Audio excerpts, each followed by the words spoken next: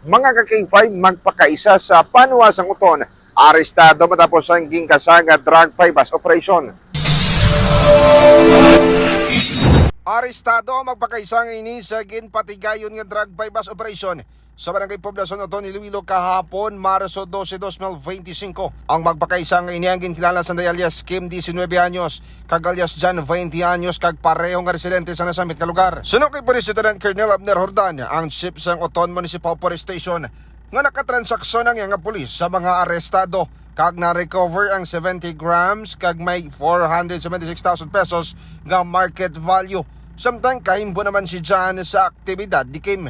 Payag pa, anay naman nadakpan si Kim sang tinalikdan niya tuig kag nagaserbi ini nga runner sang iya nga tiyo nga ginakabig nga high value individual sa Banwa sa Oton kana kagwa bangod minor de edad pa lang si Kim sadto. Sa una sang mga previous year pa na naagtali na ni sa dako nagaserbi ni siya as runner sang iya nga tiyo man na consider man nga high value individual diri sa Banwa sa Oton. At sa karon mga K5 na sila sa kustodiya sang Oton Municipal Police Station kag natarana nga pasakad sang kaso sa paglapas sa Republic Act 9165 ako ng Comprehensive Dangerous Drugs Act of 2002. Ako naman si K5 Aaron Rifollo para sa Kampiyon ng Balita, Serbisyo Publiko kang Galingawan sa Iloilo, number 1 na kita, K5 News of M.